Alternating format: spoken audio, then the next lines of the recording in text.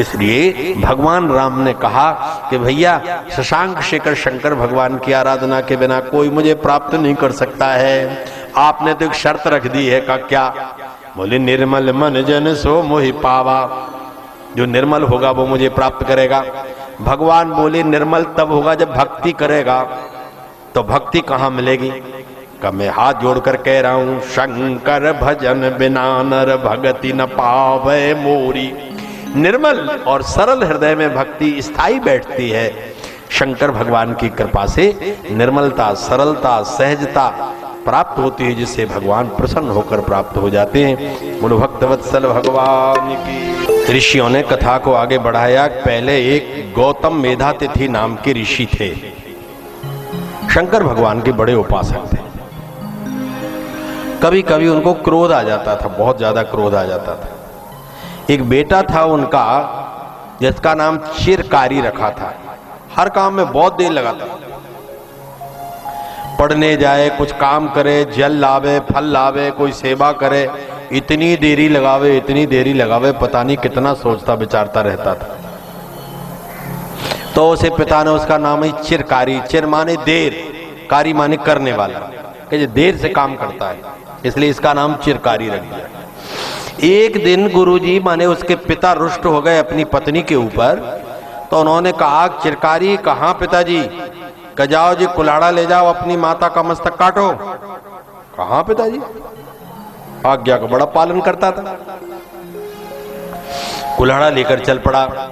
पित्रोक्ता कुपिते नातो जही मान जननीमिति शतथेति चेर्णोक्ता स्वभावात् चिरकार कहा।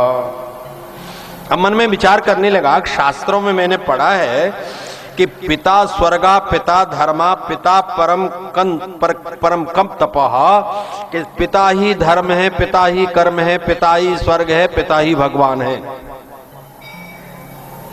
उनकी आज्ञा माननी चाहिए। निष्कृतिशर पापा नाम पिता यद अभिनंदती।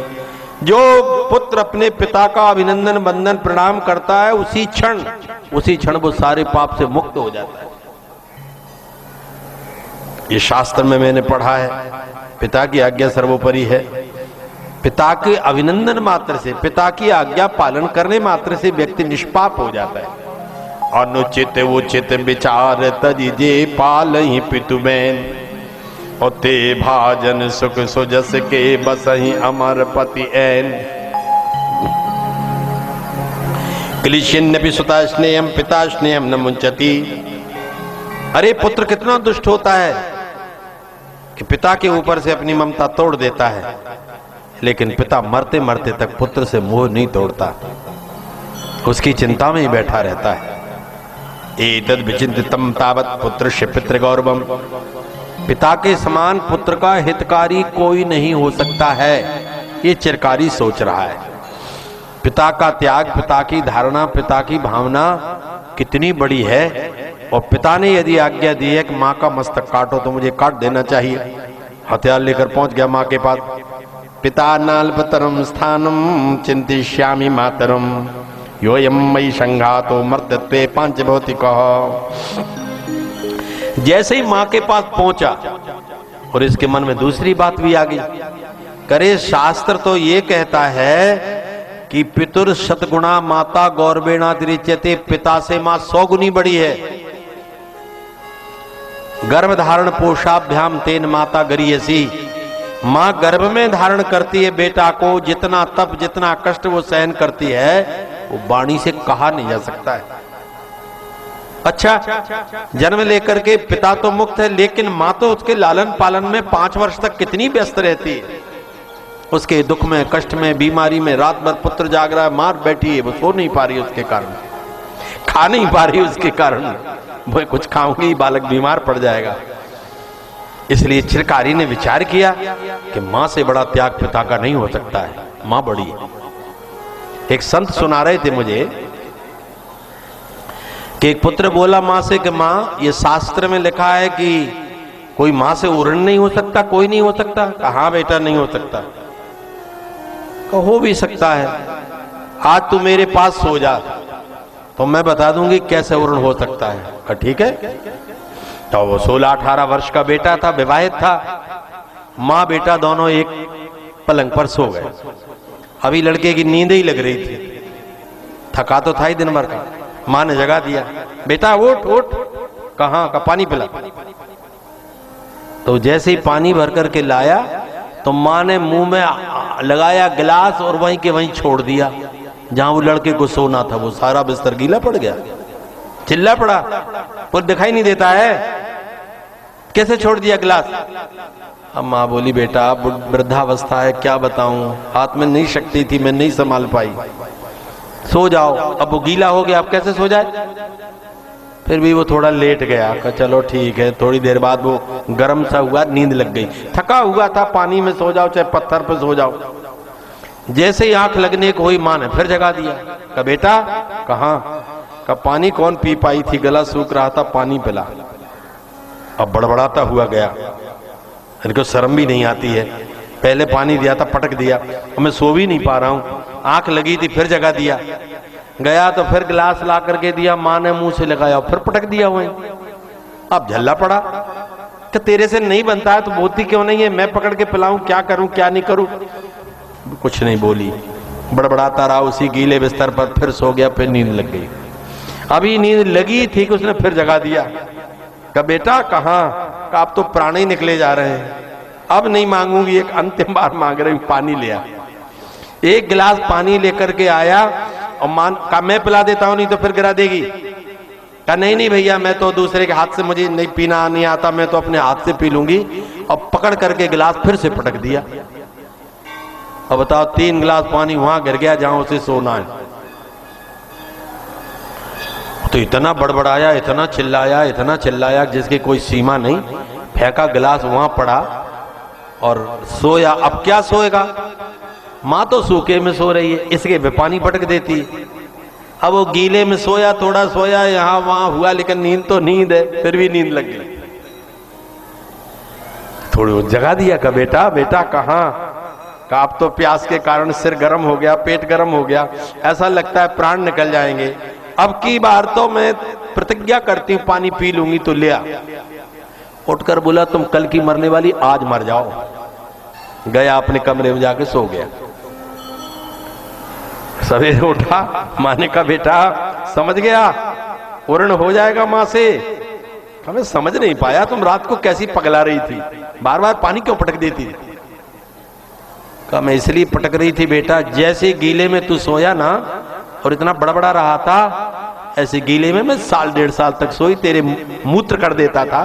तू तो पानी के गीले में घबराता था, मैं तेरे किए हुए मूत्र के गीले में सो जाती थी, मेरे कपड़े गीले करता था, मेरा बिस्तर गीला करता था, और तू ये बातें कहता है कि मैं मां से उरण हो जाऊंगा। अच्छा तो एक काम कर, गूलर के दूध से एक तालाब बनवा दे, जा मुक्त हो गया। अब उम्र में दूध कितना निकलता है, एक पत्ता तोड़ो तो आधी बूंद दूध निकलता है, तालाब भर जाएगा। गमाज ये नहीं हो सकता है। अच्छा तो एक काम कर, कहा 9 बड़े बड़े करील के कांटे तोड़ ला। क्या ठीक है। का अपने पांव के अंगूठा में जहां नाखून है ना, नाखून के नीचे मांस में ठोक ले। अब था तो मजबूत था, ठाकुर था, उसने पैर के अंगूठा में नाखून में लगाया कांटा और जो ठुकवाया और चिल्ला पड़ा, अरे का मां मर जाऊंगा, ये सहन नहीं हो रहा है। बताओ नाखून के अंदर मांस कितना कोमल होता है, कोई इतना बड़ा कांटा कैसे टुकेगा वहां। का मां जी क्या करवा रही है। का बेटा ये 9 कांटे तेरे अंगूठे में चुभ जावे, जितना कष्ट तुझे होगा उतना कष्ट तुझे 9 महीने पेट में रखने में हुआ है, हो जाएगा उरण। का मां तेरे हाथ जोड़े, मैं उरण नहीं हो सकता। तो तू बैराग्य लेने जा रहा था ना, कहा तो का पहले मेरा ऋण चुका, इसके बाद महात्मा बनने जाना। और वो ऋण तब चुकेगा जब कंधा लगा करके मेरी अर्थी जला देगा, मेरा अंत्येष्टि कर्म कर देगा, उस दिन मैं तुझे मुक्त कर दूंगी। तू अब जा, चाहे जितना भजन कर, चाहे जितना कार्य कर। एतावता मां से मुक्ति होना कठिन है, पिता के ऋण से उरण हो सकता है।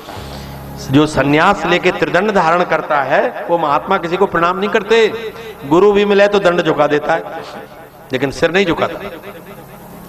शास्त्रों में लिखा कि त्रिदंड धारण करने वाले सन्यासी से कहा कि यदि तुझे तेरे जीवन में जन्म देने वाला पिता मिले तो दंड झुका के प्रणाम करना, सिर मत झुकाना। यदि तेरे जीवन में तुझे शिक्षा देने वाले गुरु मिल जाए तो दंड झुका के प्रणाम करना, सिर मत झुकाना। तू अब ब्रह्म ज्ञानी हो गया है। और यदि तेरे जीवन में दीक्षा देने वाले गुरु मिल जाए तो दंड झुका देना, पर प्रणाम मत करना। पर बेटा सन्यासी, त्रिदंड धारण करने वाले सन्यासी, यदि तुझे तेरे जीवन में तेरी जन्म देने वाली मां मिल जाए तो दंड को फेंक कर साष्टांग चरणों में प्रणाम करना, नहीं तो उसके ऋण से मुक्त नहीं हो सकता है। कितनी बड़ी महिमा शास्त्र में माता पिता की लिखी। एतावता शंकराचार्य, आद्य शंकराचार्य 2500 वर्ष पहले लिख कर गए, तो वो समाप्त होने लगे तो उन्होंने एक वाक्य कहा कि मैं शास्त्र पढ़ करके ऋषियों के ऋण से मुक्त हो गया, देवताओं की पूजा करके मैं देवताओं के ऋण से मुक्त हो गया, साधना करके मैं सारे ऋणों से मुक्त हो चुका, माता के, ऋषि के, गुरु के और देवताओं के ऋण से मुक्त हो गया।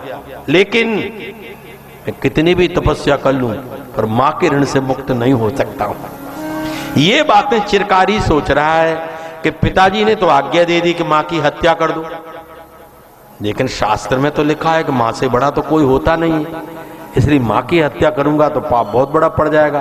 पिता की आज्ञा ना मानूं तो छोटा पाप है, लेकिन यदि मां की आज्ञा ना मानूं तो मेरा 100 कल्पों में भी उद्धार नहीं हो सकता है। पिता कितना श्रेष्ठ है, कितना श्रेष्ठ है, इस बात को पुत्र तब तक नहीं जानता जब तक वो पिता नहीं बन जाता है। जब पिता बन जाएगा जिस दिन और अपने बेटा का पालन पोषण करेगा, सारा जीवन उसके ऊपर निछावर करेगा, तब उसको लगेगा कि पिता क्या होता है। वेद भगवान कहते अनुव्रता पितु पुत्रा माता भवदु सम्मना, ऋग्वेद का मंत्र और अथर्ववेद का मंत्र है। अथर्ववेद में लिखा कि तुम माता पिता के चरणों में प्रणाम इसलिए करो जिसका ऋण नहीं चुकता उसके पैर ही पड़ना पड़ते हैं, केवल आपको हम प्रणाम कर सकते हैं। और ऋग्वेद में एक मंत्र लिखा यदा मात्रम पवेशत्वम, प्रार्थना की गई नारायण से कि हे नारायण, मैंने कोई अपराध नहीं किया पर एक अपराध किया है कि मां दूध पिलाती थी, मैं मां की छाती में लात मार देता था, लेकिन मां ने मेरे पैर को सहलाया कि कहीं बेटा के चोट ना लग गई हो। मेरा हृदय कठोर है, इसका पैर कोमल है। नाथ, मैं जानता नहीं था कि मां को पैर नहीं मारना चाहिए, लेकिन बाल्यावस्था में दूध पीते समय जो लात मैंने मार दी है, उस पाप से मुक्त होने का कोई उपाय बताओ। आज के अभागे में बेटा, जिस मां ने अपने मुंह का कौर निकालकर तेरे मुंह में डालकर पाला, जिस मां ने अपने शरीर का रस निकालकर अमृत की तरह तेरा पालन पोषण किया, जिसने आंख खोलकर तुझे संसार दिखाया, आज ये अभागा मां को आंख लेके दौड़ता है। वो पिता, जिस पिता से तूने 100 बार पूछा था कि ये क्या है, ये क्या है, ये क्या है, उस पिता ने 100 बार कहा था कि ये मंदिर है, मंदिर है, मंदिर है, ये हनुमान जी हैं, हनुमान जी हैं, हनुमान जी। बूढ़े पिता ने एक बार पूछ लिया कि बेटा इतनी रात गए तुम कहां गए थे, सुनता ही नहीं। लेकिन मां बाप का हृदय, बेटा इतनी रात पानी गिर रहा है, बादल तड़क रहा है, तुम कहां थे? अरे तुम्हारी मौत नहीं आ जाती है, हम कहीं चले जाए, में तुमको क्या लेना देना है, चुपचाप भजन तो करते नहीं है, कहां गया था, कहां आया था, बेचारा रो करके रह जाता है।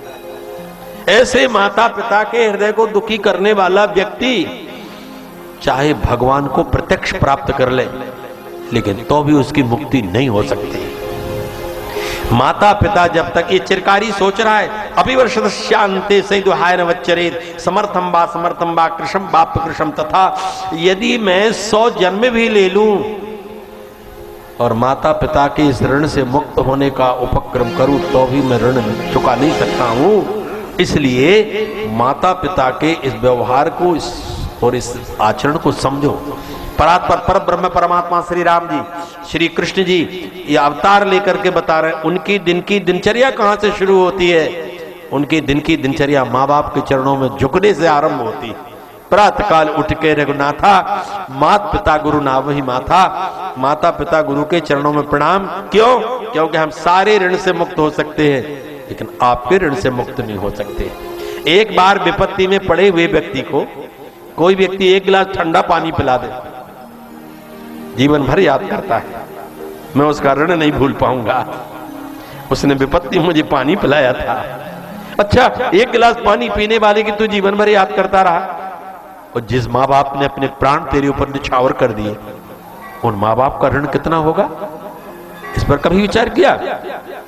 ऐसे माता पिता से न कभी पुत्र ऋण हो सकता है, न पुत्री ऋण हो सकती है, न वो बहू बनकर के आई वो ऋण हो सकती है। जिस माँ ने बेटा को पेट में रखकर पाला पोसा, बढ़ाया पढ़ाया, सब कुछ किया, बहू आई तो उसके हाथ में सौंप दिया। इतनी बड़ी संपत्ति, पुत्र जैसी दायाद पुत्र वधू के हाथ में सौंपकर मां दूर हो गई। अब वो माँ बाप निराश्रित होकर पड़े हैं। बेटा खिलाएगा तो खा लेंगे, देगा तो ले लेंगे। अब भूख के कारण वृद्धावस्था की भूख बड़ी कठिन होती। बहू रानी, कुछ बन गया कि नहीं बना? इन शब्दों के सुनकर, बहू के कठोर शब्द सुनकर उन माता पिता के हृदय में कितना कष्ट होगा। भैया, मुट्ठी भर हड्डियां होती हैं माता पिता की, एक धक्का दे दो तो 100 बार गिरेंगे, लेकिन उनके आशीर्वाद में इतनी शक्ति होती है, जो वो कह देंगे वो हो जाएगा। उनके शरीर में न मांस है न रक्त है, लेकिन हड्डियों के अंदर इतनी भयंकर दावाग्नि भरी है, यदि श्राप दे दिया, तुम्हारे लिए कोई शब्द निकल गया तो तुम्हारा सारा जीवन नष्ट हो जाएगा। चिरकारी ये बातें सोच रहा है। तदा शून्यम जगत तस्यो तदा मात्रा विद्यते। जिसने तुझको जन्म दिया उस माँ को कैसे भूल गया।